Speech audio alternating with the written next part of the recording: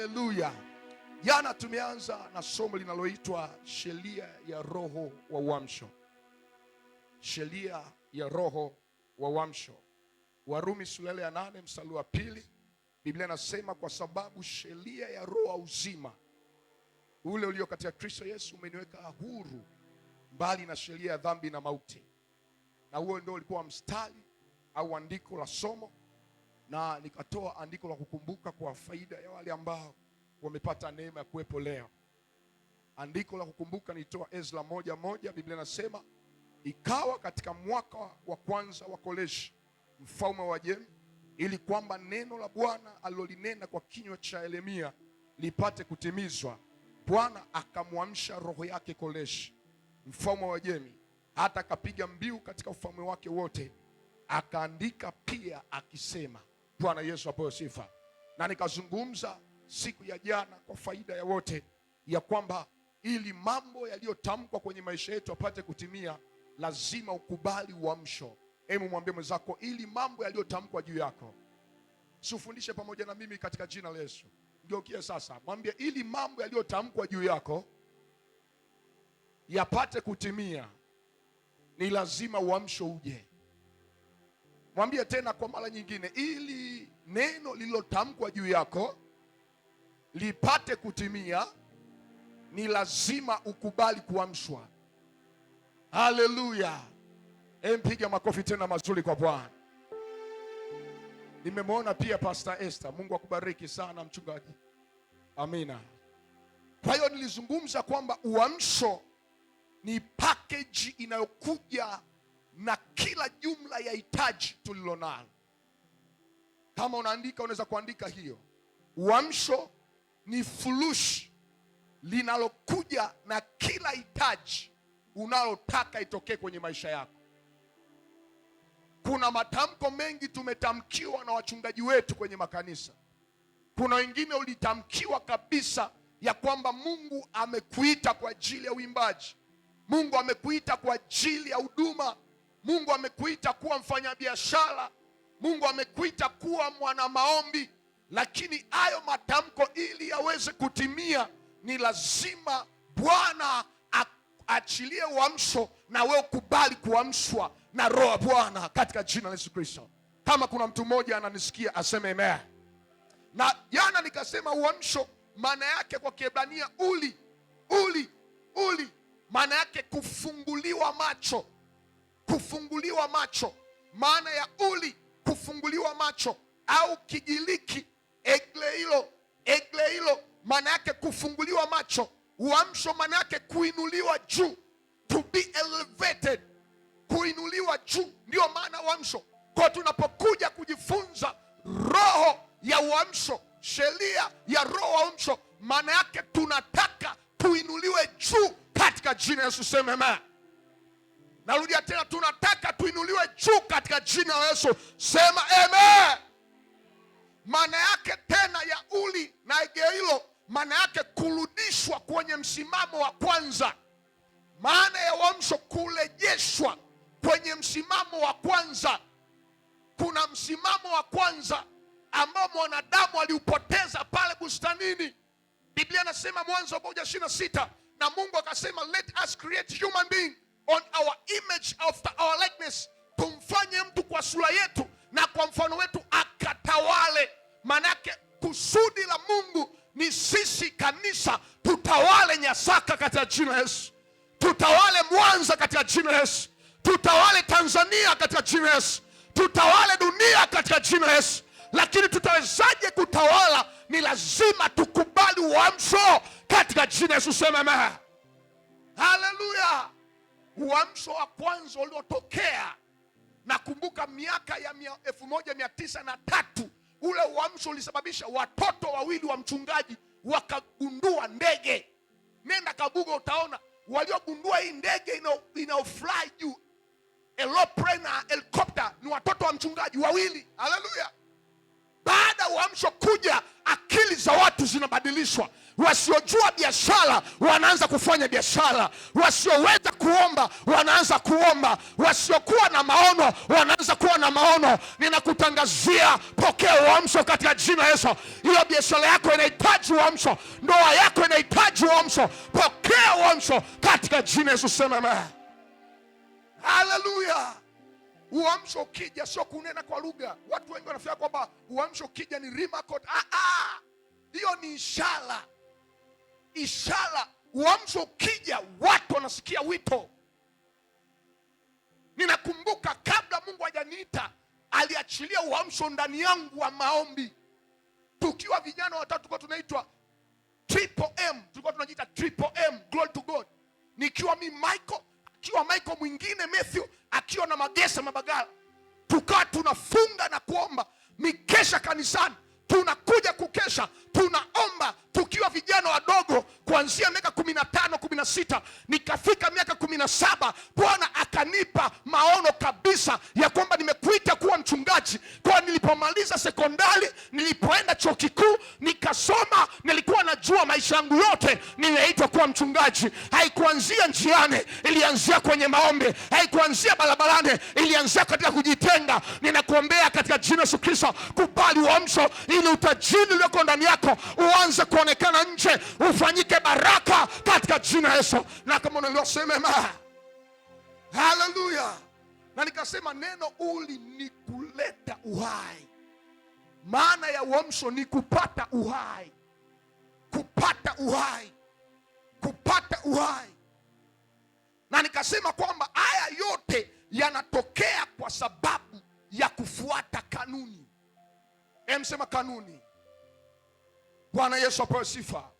Biblia inasema kwa sababu sheria ya roho wa uzima, na tumeona uli maana yake uhai, uzima. Kwa hiyo uli ni neno uamsho, maana yake uhai, maana yake uhai. Kwa hiyo sheria ya roho wa uhai, sheria ya roho wa uzima ulio katika Kristo Yesu umetuweka mbali, umetuweka huru. Ninakutangazia ili upate uhuru ni lazima kubali uamsho katika jina la Yesu. Sema amen. Haleluya. Wangapi tunaenda pamoja katika jina la Yesu? Wangapi tunaenda pamoja?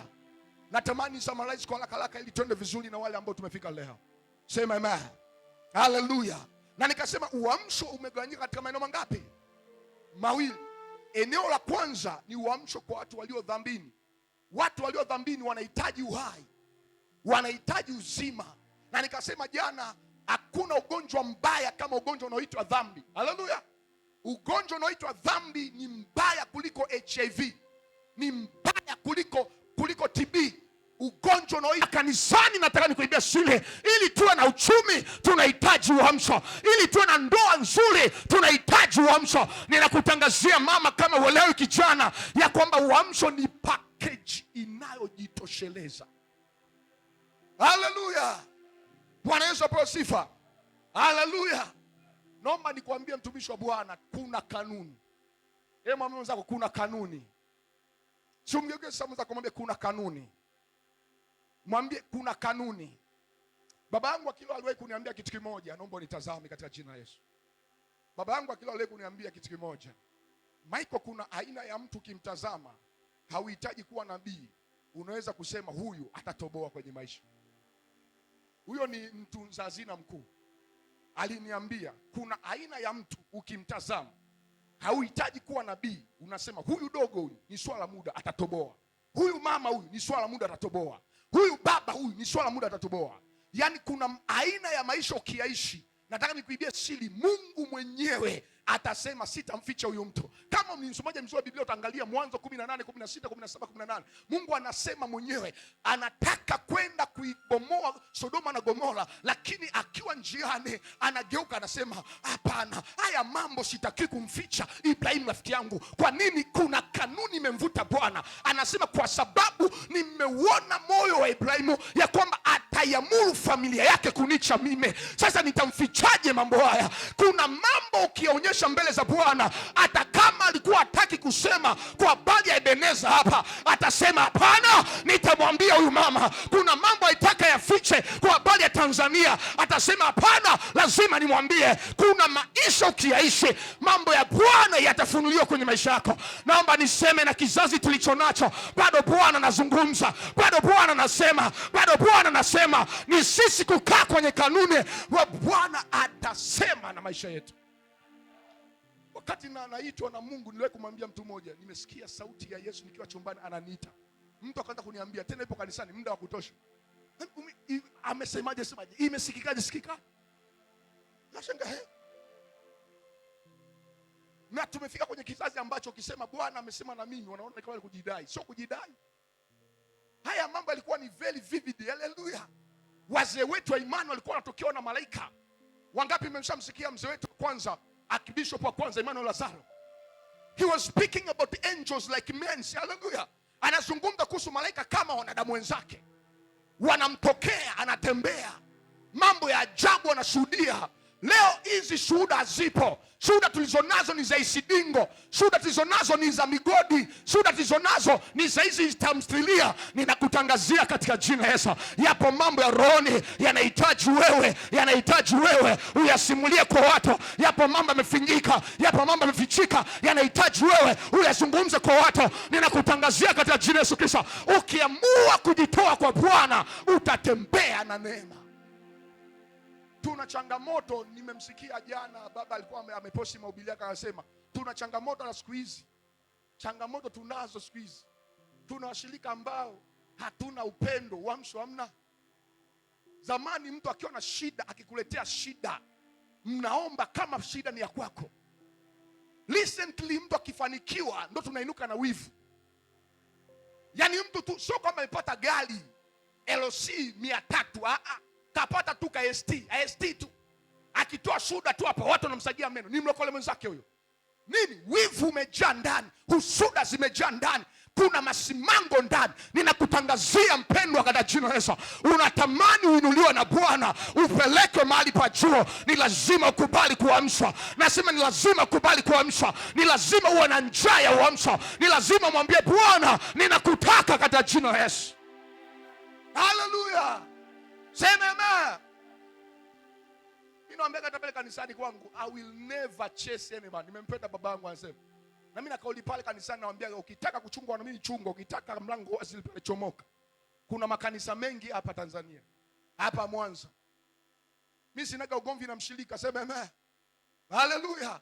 Siku hizi tuna shida mpaka washirika tunagombania mshirika. Mshirika mimi ngombania mshirika. Shida iliyopo ni hapa. Msema wapi? Hapa.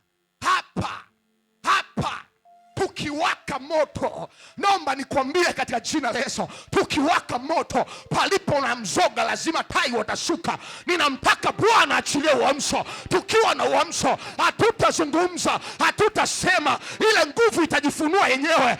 Matendo ya Bwana yatajifunua. Ninakutangazia katika jina la Yesu, kama kuna hasira ulionayo ipeleke kwenye maombi. Kama kuna wivu ulionao upeleke kwenye maombi.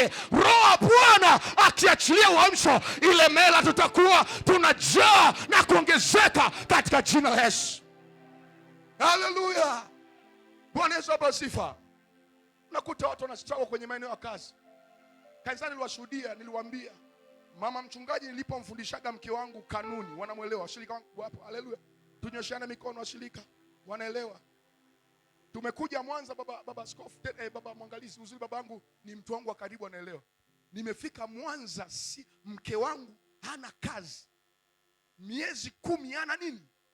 Hana kazi. Miezi 10 hana kazi. Tukiwa Dar es Salaam tulikuwa nishazoea, akienda kazini akirudi mwisho wa mwezi 1.5, 1.7 anaileta. Baba, hii hapa 1,700,000. Maisha mazuri tunaishi. Kagari kapo, mafuta ya kutosha nini. Unakuja Mwanza hamna chochote, sema amen. Na baba yangu mimi nazungumza hapa, hajanilea kinyongonyongo hivi. Haleluya.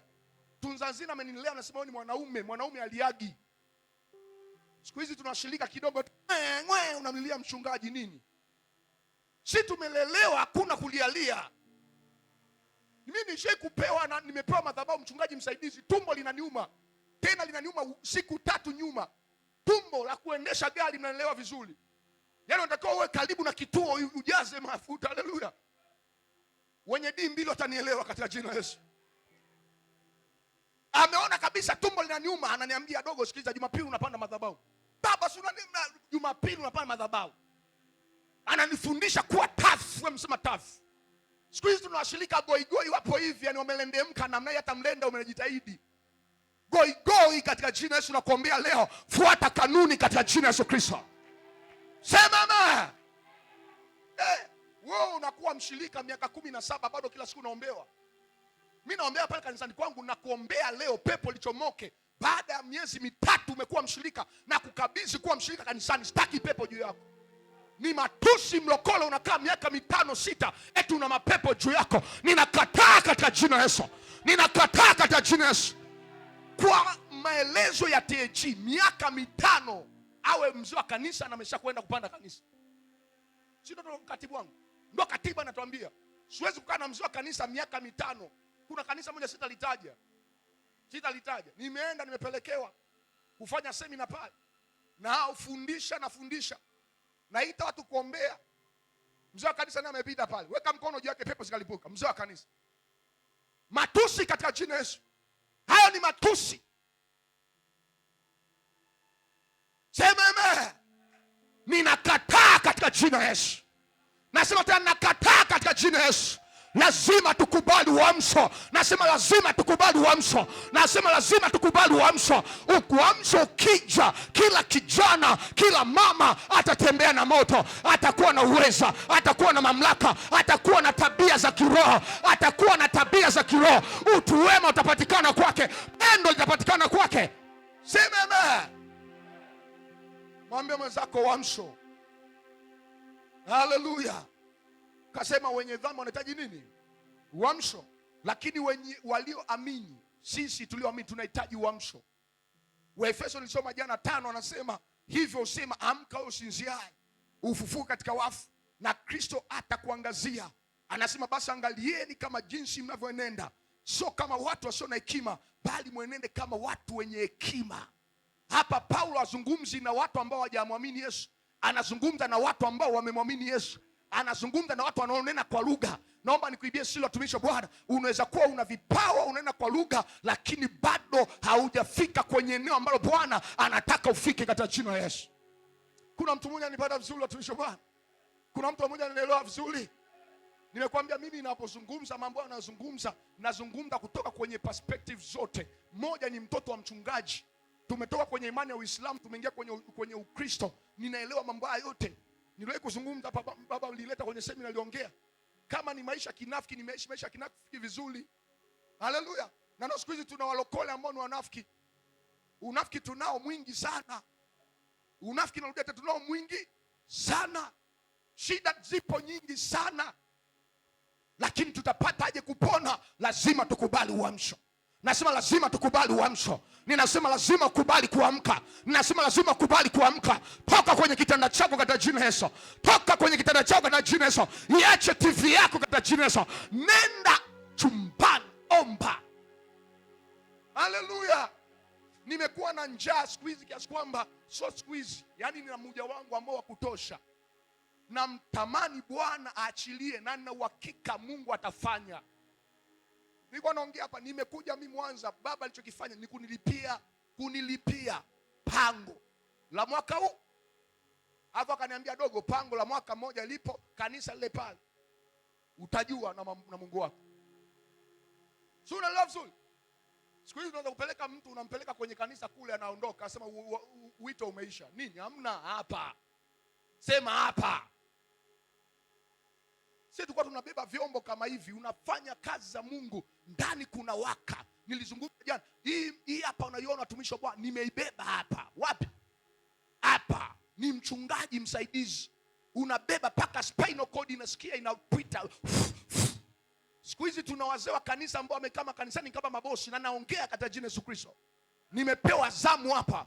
Mimi pale kanisani kwangu hakuna cha mzee wa kanisa utakachokukaa kama bosi. Uzuri na mzee wangu wa kanisa ile pale moja pale. Ni mwanzo mwenga, hebu sema mwanzo mwenga. Unakaa na kijana kama mimi afukai kama vile umekaa na haleluya. Yesu asifiwe. Sema amen. washirika wote tuingie mtaani. Sema amen. Mwambie zako uamsho. Na nikasema hili neno sheria maana yake nomos. Nomos ni utaratibu. Nomos maana yake ni mfumo. Nomos maana yake ni kanuni. Nomos maana yake ni mjengeko wa kimaadili. Nomos maana yake ni maelekezo. Kwa hiyo tunaposema sheria ya roho wa uamsho, sheria ya roho wa uzima ulio katika Kristo Yesu, maana yake tunasema sheria ya roho wa utaratibu, sheria ya roho wa mfumo, sheria ya roho wa kanuni, sheria ya mjengeko wa kimaadili, sheria ya kufuata maelekezo. Hakuna uamsho kama hakuna maisha ya kanuni. Hakuna uamsho kama hakuna maisha ya mfumo. Hakuna uamsho kama hakuna maisha ya kufuata maelekezo. Ni lazima tukubali kurudi kwenye maelekezo. Nasema ni lazima tukubali kurudi kwenye mfumo. Ni lazima tukubali kubaki kwenye maombi. Hakuna uamsho kama hakuna maisha ya mfumo. Huwezi kuniambia eti kwamba naomba nikwambie, mchungaji wangu aliye kuniambia mtu ambaye anaomba na asiyeomba wanaonekana. Na wala tusidanganyane, yani mtu anayeomba na asiyeomba inajulikana. Mtu anayesoma neno na asiyesoma neno inajulikana. Hakuna feki isiyoonekana mbele ya original. Sema amen. Haleluya.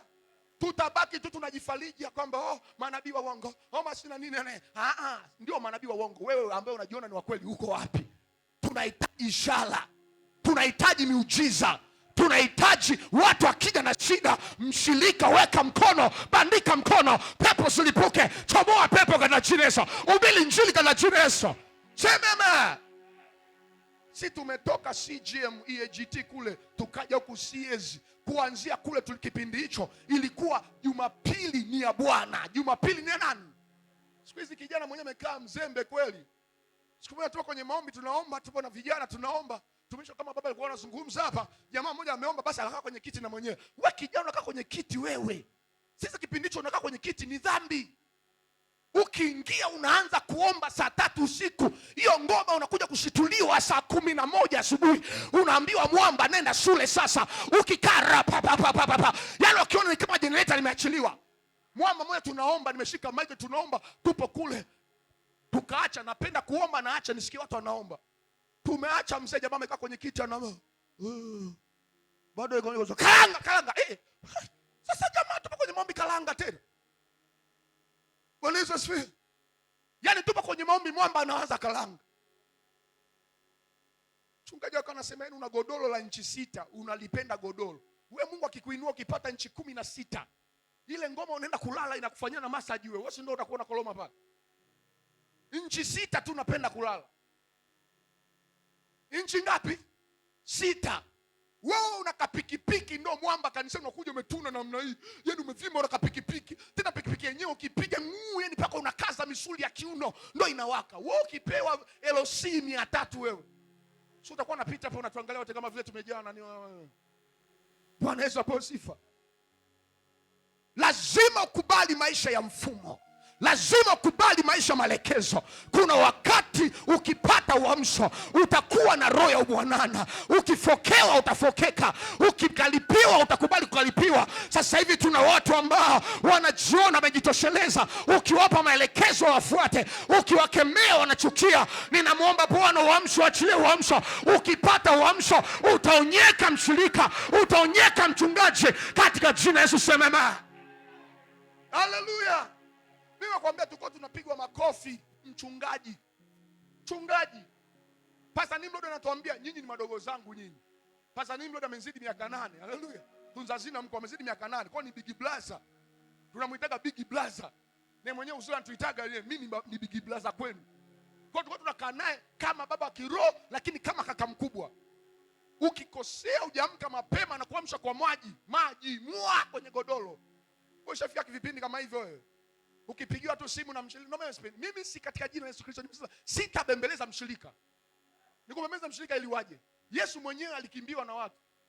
Kama Yesu alikimbiwa na watu, mimi ni nani? Sasa mimi ni nani? Soma Yohana sura ya 6. Mimi nawaambia ndio nataga moyo hata wachungaji wenzangu, Mungu awabariki sana wazee wangu. Na najua mwenyewe mpo vizuri. Mshirika nikimbia eti mimi naanza kulia eti mshirika. Ukikimbia wanakuja 6. Ukikimbia unakuja 7, ukikimbia unakuja 8, ukikimbia unakuja 9, ukikimbia unakuja 10, ukikimbia kanisa tunajenga, ukikimbia tunaongeza gorofa, ukikimbia wananulia gari, wananijengea. Sitaki wewe. Hey, Yesu kawaambia kuleni mwili wangu kunywe damu yangu. Sema hii ngoma ngumu. Bwana Yesu sikiliza, sisi tunaondoka. Akamwambia Petro, na wewe unaondoka? Akasema Bwana, twende kwa nani? Kwako kuna maneno. Kumbe bado kuna watu watakaonielewa. Nasema bado kuna watu watakaotuelewa TG. Nasema bado kuna watu watakaotuelewa TG, ya kwamba jina la Yesu Kristo linatosha. Katika jina la Yesu hatuna chumvi, vitambaa wala mafuta ya upako, ila tuna jina la Yesu Kristo. Hilo jina la Yesu Kristo tukilitamka juu yako, uzima unaingia, uponyaji unaingia. Hatutakupa mafuta, hatutakupa chumvi, tutakutia moyo, lakini tutakuchapa fimbo na tutakuombea kwa jina la Yesu Kristo. Full stop. Sema amen. Ukitaka kutiwa moyo kijinga, nenda kwa wale, pigwa afu utarudi. Sema amen. Haleluya. Mwambie kwa tutamaliza vizuri na dakika kama 30 hapa. Sema amen. Haleluya. Sema amen. Mwambie mwenzako baki kwenye mfumo. Sumbe mwenzako sasa, mwambie baki kwenye mfumo. Mwambie baki njia kuu. Haleluya. Naomba niombe, tulikuwa tunaomba, tupo kwenye maombi, Bwana anatuita. Bwana anatuita. Michael Matthew, nakumbuka sio, Roho Mtakatifu anatusemesha, anaambiwa Michael Eugene, wewe ni mtumishi wangu. Tunasikia kabisa Michael Matthew, wewe ni mfanyabiashara mkubwa. Mpaka sasa hivi jamaa ameshaanza kuwa na pesa. Haleluya. Yes, ameshaanza kuwa na pesa. Yaani hivi pesa kubadilisha mboga 7 hivi vipo. Haleluya. Ukimpigia blaza, sikiliza, 200,000 kidogo ingie kwenye simu. Mpu inaingia. Sema amen. Mwambie mtako tafuta rafiki ambaye anataka uamsho. Sumgeuke sasa, mwambie tafuta rafiki anayetaka uamsho. Uamsho ukija hapa, kuna watu ni wafanya biashara hapa. Kuna watu hapa wameitwa kwenye huduma. Kuna watu hapa wameitwa kulea wakina wachungaji. Kuna watu wengine hapa, uamsho wenu Mungu akiachilia, unaandaliwa mchungaji katika jina la Yesu. Ili ukamlee mchungaji, ili ukamwombee mchungaji. Wewe unafikiri huduma kubwa kama baba mwangalizi hapa, ulete wewe binti ambaye atakuomba tukuombea chakula uweze wewe? Wewe unafikiri mama anapitia baba mwangalizi hapa mchezo tu? Mimi mchungaji, mimi nawaambia, mimi mwenyewe mchungaji, mimi majaribu ninayopitia mimi, wewe ndio maana mimi mpaka kesho nawaambia, hata kama unajua nampenda mke wangu ajabu.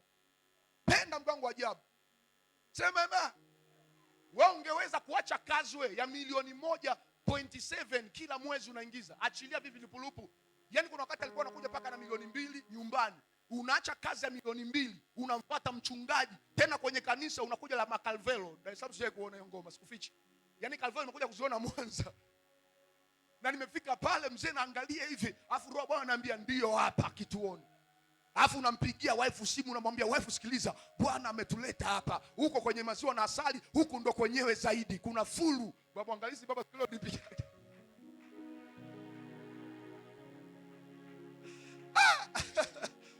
Advertisement la kwanza baba mwangalizi ananiita, ananiambia umeshakula fulu. Wangapi umeishi Tabora? Tabora. Ushakuishi Tabora? Kuna yale matunda yanaitwa fulu, unayafahamu? Matunda yanaitwa fulu. Unaona Tabora wa mjini hao, hata wajaenda vijijini. Kuna matunda baba yanaitwa fulu. Kwa siku ile umeniambia ushakula fulu, nikasema ndio, si yale matunda. Akacheka baba mwangalizi. Sasa kuna dagaa inaitwa fulu. Advertisement la kwanza, dagaa fulu. Haleluya. Afu umetoka kule mzee, nilikuwa nimetoka Kibaha, kuna kanisa alikuwa lishajenga na jengo zuri, nikarudi tena, baba akaniita nimsaidie majukumu. Nikatoka tena, nikaenda Morogoro, nikarudi tena pale. Posho nilikuwa nalipwa posho msaidizi 700,000. Laki ngapi? Posho msaidizi, mchungaji msaidizi 700,000 posho. Sio, unanielewa vizuri wewe au nielewe? Alafu unaacha posho 700,000, mama analeta karibia 2 million, alafu mnakuja mtumishi wa Bwana mnasema Bwana tu wewe. Alafu unamtumia baba, nataka mume mwaminifu, mcha Mungu baba. Naomba uniletee mtu ambaye ana moyo mzuri kama mchungaji wangu Leonard. Wewe unataka Mungu akuletee mume mwaminifu wakati wewe mwenyewe hata kuombea tu mtoto mwenye mafua uwezi. Wewe kuombea tumbo tu lako linakuuma uwezi. Mwambie mwenzako uamsho katika jina la Yesu. Mwambie uamsho katika jina la Yesu. Sema tena uamsho katika jina la Yesu.